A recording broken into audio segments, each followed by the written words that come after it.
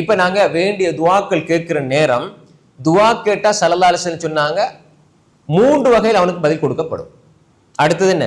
துவா கேட்டா 3 வகையில துவாக்களுக்கு பதில் கொடுக்கப்படும். ஒன்று, அல்லாஹ் கேட்டதை உடனே கொடுத்துருவான், உடனே அவசரமா கொடுத்துருவான். அல்லது அல்லாஹு தாலா ஏதோ ஒரு ஹிக்மத் காரணி, ஏதோ ஒரு காரணத்தினால் அல்லாஹ் அந்த துவா கேட்ட ஒன்றுக்காக அதனுடைய கூலிய மறுமையில அல்லாஹ் பிற்படுத்தி வைப்பான். அது எங்களுக்கு தெரியாது ஏன் அல்லாஹ் பிற்படுத்தி வச்சிருக்கிறான். சில பொழுது உலகத்துல தந்தா சாதாரணமா அது முடிஞ்சு போயிடும். மறுமையில் அல்லாஹ் பிற்படுத்தி வைக்கிறதுல பெரிய ஹைர்கள் அல்லாஹ் வச்சிருப்பான். இரண்டாவது. மூன்றாவது, நீங்க கேட்ட துவா நேரடியாக நடக்காவிட்டாலும் உங்களுக்கு வரைந்த ஒரு கெடுதி அல்லாஹ் உங்களை விட்டும் தூரமாக்கி இருப்பான். இந்த துவாட பரக்கத்தால, இந்த துவாட காரணத்தால உங்களுக்கு வர இருந்த கெடுதி அல்லாஹ் நீக்கிருப்பான். நமக்கு தெரியாம கூட இருக்கலாம். அப்ப எனவே அல்லாஹ் இந்த 3 வகையில் துவாவை அல்லாஹ் நிச்சயமா ஏற்றுக்கொள்வான். துவாக்கள் ஒரு பொழுதும் வீணாகாது.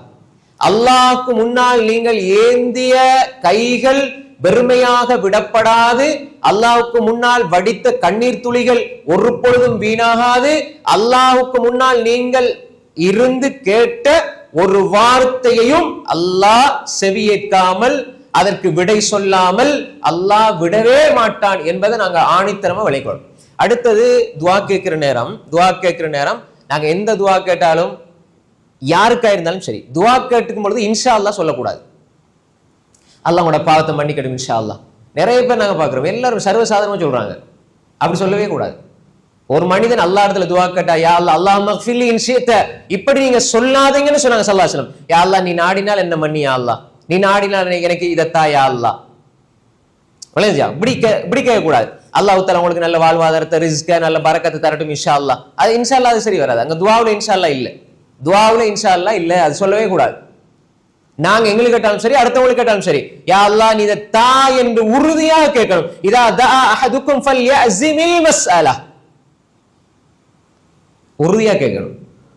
யா அல்லாஹ் அல்லாஹும்ம ஃபில் இன் ஷிஅத, யா அல்லாஹ் நீ நினைச்சா, நீ நாடுனா மன்னிச்சிரு யா அல்லாஹ், நீ நாடுனா இதத்தா யா அல்லாஹ். இல்ல, ஒரு அடியான் அல்லாஹ்விடத்தில கையேந்தி யா அல்லாஹ் இதத்தா என்று உறுதியா கேட்கணும். ஃபல்யஅஸிமில் மஸ்அலா, அவர் உறுதியா கேட்கணும். யா அல்லாஹ் இதை நிச்சயம் நீ தா யா அல்லாஹ். நீங்க அல்லாஹ்விடத்துல உறுதியா கேளுங்க, யா அல்லாஹ் நீ தரணும் யா அல்லாஹ், நீ தருவாய் யா அல்லாஹ். உறுதியா கேளுங்க, யா அல்லாஹ் நீ நினைச்சா தா யா அல்லாஹ், யா அல்லாஹ் நீ நினைச்சா, நீ நாடினால் தா யா அல்லாஹ். இப்படி கேட்க கூடாது, இது தவறு. அப்ப எனவே நாங்க உறுதியாக அல்லாஹ்விடத்துல துஆ கேட்கணும். யா அல்லாஹ் இதை தா யா அல்லாஹ், இதை தந்திரி யா அல்லாஹ், இதை தா யா அல்லாஹ் என்று நாங்க துஆ கேட்க வேண்டும். அதே நேரம் நான் ஏற்கனவே சொன்ன மாதிரி உறுதி, இது விடை கொடுக்கப்படும் என்று சொல்லி நீங்க நம்பி கேட்கணும். அதுல்லாஹ வ அன்தும் மூகினூன பில் இஜாபா, அல்லாஹ் பதில் தருவான் என்ற நம்பிக்கையோடு துஆ கேட்கணும். தடம் புரளக்கூடாது. மனசுல நாங்க எப்படி இது அல்லாஹ் ஏற்றுக்கொள்வானா இல்லையா, இதெல்லாம் என்ன நடக்க போகுது, அல்லாஹ்ட்ட நான் எவ்வளவு கேட்டு கிடைக்கலையேன்னு சொல்லி நீங்க மனசை தளர விட்டுற கூடாது. தளர விட்டா துஆ அல்லாஹ் தஆலா அப்படியே என்ன இவன் நீங்க அப்படி நினைக்கும் பொழுது என்ன அல்லாஹ் தஆலா நீங்க நினைக்கிற மாதிரி தான் உங்களை நடந்து கொள்வான். அல்லாஹ் தஆலா ஹதீஸுல் குதுஸில் என்ன சொல்றான்? ஆனா இந்த லன்னி அப்தி பி, என்ன பத்தி என்னுடைய அடியான் என்ன நினைக்கிறான் அப்படித்தான் நான் நடந்து கொள்வேன். அவன் துஆ கேட்டு அல்லாஹ் கபூல் ஆக்குவான் என்று நினைச்சா நான் கபூல் ஆக்குவேன். அல்லாஹ் இடத்துல துஆ கேட்டு கூட அல்லாஹ் கபூல் ஆக்குவானான்னு இழுத்தா நானும் முற்றுவேன். இமாம் காதி ஐயாத் ரஹ்மத்துல்லாஹி அலைஹி இந்த ஹதீஸுக்கு இதைத்தான் விளக்கமா சொல்றாங்க. எனவே நாங்க அல்லாஹ் பதில் தருவான் அந்த நம்பிக்கையோடு அல்லாஹ் இடத்துல கேட்கணும். அல்லாஹ் எனக்கு பதில் தருவான், நிச்சயம் அல்லாஹ் என்ன துஆவை அல்லாஹ் ஏற்றுக்கொள்வான் என்று சொல்லி நாங்க உறுதியா கேட்கணும். அடுத்து அன்புக்குரிய சகோதரர்களே, துஆ கேட்கறதுல ஒரு முக்கியமான ஒரு ஒழுங்கு என்னன்னு சொன்னா, கிபிலாவை முன்னோக்கி துஆ கேட்கிறது. கிபிலாவை முன்னோக்கி துஆ கேட்கிறது. ரசூல் ஸல்லல்லாஹு அலைஹி வஸல்லம் அந்த பத்ருடைய சந்தர்ப்பத்துல ரசூல் ஸல்லல்லாஹு அலைஹி வஸல்லம் கிபிலாவை முன்னோக்கினார்கள். கிபிலாவை முன்னோக்கி தான் கையை உயர்த்தி துஆ கேட்டாங்கன்னு ஹதீஸ் வருது. அப்ப அதுல இமாம் நவவி ரஹ்மத்துல்லாஹி அலைஹி அந்த ஹதீஸுக்கு விளக்கம் சொல்லும் பொழுது ஃபீஹி இஸ்திஹ்பாப், அதாவது கிபிலாவை முன்னோக்கி துஆ கேட்கிறது முஸ்தஹப்பு என்பதை இமாம் நவவி ரஹ்மத்துல்லாஹி அலைஹி சொன்னாங்க. இந்த ஹதீஸ்ல இருந்து பார்க்கும்போது கிபிலாவை முன்னோக்கி துஆ கேட்கிறது என்பது ஒரு சிறப்பு தான். அப்படி சந்தர்ப்பம் கிடைக்க இல்லை. சிலவங்களுக்கு நாங்க பயணம் போறோம் அல்லது வேற எங்கேயாவது ஒரு நிர்பந்தமான சூழ்நிலை இருக்கிறோம், எலும்ப கஷ்டம், சாஞ்சிட்டு இருக்கிறோம் என்றா இப்ப பிரச்சனை இல்லை. ஆனா பெரும்பாலும் நீங்க துஆ கேட்கிற நேரம் கிபிலாவை முன்னோக்கி இருந்து துஆ கேட்கிறது தான் சிறந்தது. ஹதீஸ்ல உறுதியாக வந்திருக்கிறது. இல்லைதானே? இப்ப துஆ கேட்க உங்களுக்கு சந்தர்ப்பம் இப்ப கிபிலாவை நோக்கி இருக்கிறதுக்கு ஒரு சந்தர்ப்பம் அமையலைன்னா நீங்க எப்படியும் துஆ கேட்கலாம், அது பிரச்சனை இல்லை. ஆனா நீங்க துஆ கேட்கணும்னு உட்காருங்க, துஆ கேட்கணும் நீங்க இருக்கிறீங்க என்றால் கிபிலாவை முன்னோக்கி துஆ கேட்கிறது சிறந்தது.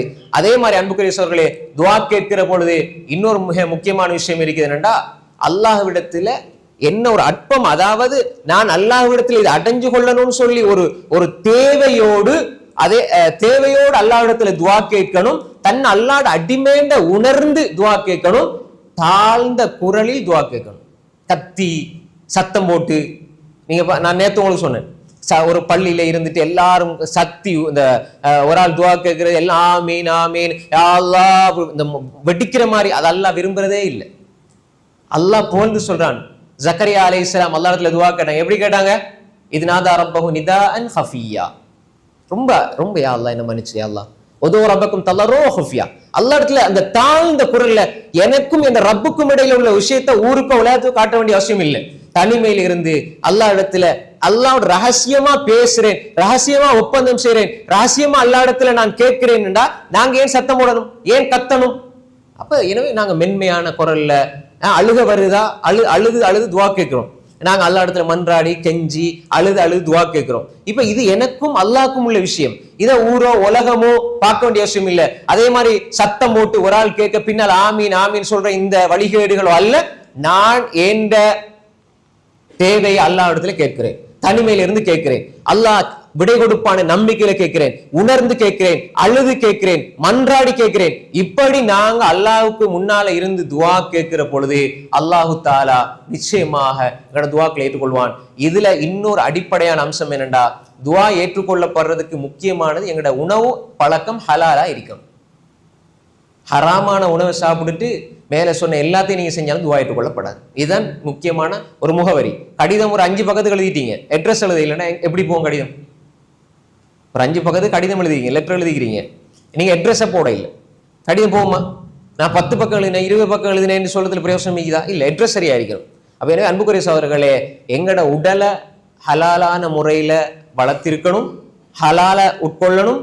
ஹலாலான முறையில வளர்ற இந்த உடம்பு ஹலாலான முறையில சாப்பிடுற குடிக்கிற உள்ளத்தில இருந்து வார துஆக்களை தான் அல்லாஹ் கபூல் செய்வான். எனவே அன்புக்குரிய சகோதரர்களே, இது ஒரு நீண்ட பெரிய தலைப்பு, இதை மிக சுருக்கமாக நாங்க பார்த்திருக்கிறோம். எனவே இந்த அடிப்படையில நாங்க அல்லாஹ்விடத்துல வேண்டிய மொழியில, எங்களுக்கு அரபே தெரியாதுன்றாலும் கையை உயர்த்தி அல்லாஹ்வை எங்கட வார்த்தையில புகழ்ந்து அல்லாஹ்விடத்துல துஆ கேட்டு நாங்க அப்படி அல்லாஹ்விடத்துல மன்றாடும் பொழுது அல்லாஹ் அரபு தெரிஞ்சிருக்கொண்டு, தெரிஞ்சால் கேட்டா அல்ஹம்துலில்லாஹ், தெரியலையா தெரிஞ்ச மொழியில கேளுங்க.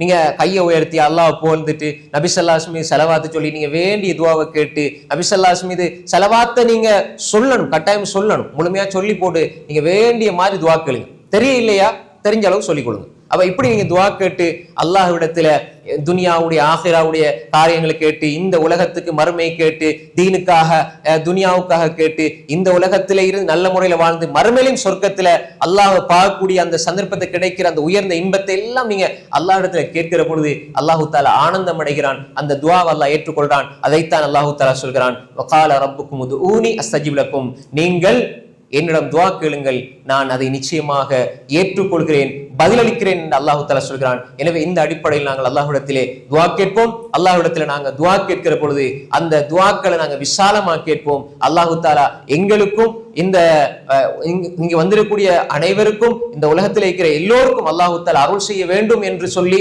நாங்க எங்களோட துஆவை எல்லா நிலைகளிலும் எல்லாருக்கும் துஆ கேட்கிற பொழுது அது இன்னும் பரக்கத்துக்குரியதாக இருக்கும். எனவே அன்புக்குரிய சகோதரர்களே, நாங்க கேட்ட விடயங்களை சரியான முறையில பக்குவமாக பேணுதலாக எடுத்து இந்த அடிப்படையில் நாங்க துஆ கேட்டால் அந்த துஆக்கள் அது கபூலாகும். அல்லாஹு தஆலா நிச்சயமாக அதை ஏற்றுக்கொள்வான். எங்களுடைய துஆக்கள் கபூலாகிறதுக்கு நாங்க அடிக்கடி நாங்க அல்லாஹ்விடத்தில் அதையும் கேட்டுக்கொள்ளணும். யா அல்லாஹ் இந்த துஆவை கபூலாக்கிறியா அல்லாஹ், இந்த துஆவை கபூலாக்கிறேன்னு சொல்லி அதையும் நாங்க கேட்டுக்கொள்ளணும். எனவே அன்புக்குரிய சகோதரர்களே, நாங்க எல்லா நிலைகளிலும் அல்லாஹ்விடத்தில் துஆ கேட்கக்கூடிய மனிதர்களாக இருப்போம். அல்லாஹ் தஆலா எங்களுடைய துஆவை ஏற்றுக்கொள்வான். எனவே அன்புக்குரிய சகோதரர்களே, இந்த இடத்தில் நாங்க எப்படி ஒன்று கூடினோமோ அதே போன்று நாளை மறுமையிலே அல்லாஹு தஆலா எங்களை சொர்க்கத்தில எல்லோரையும் ஒன்று சேர்ப்பானாக.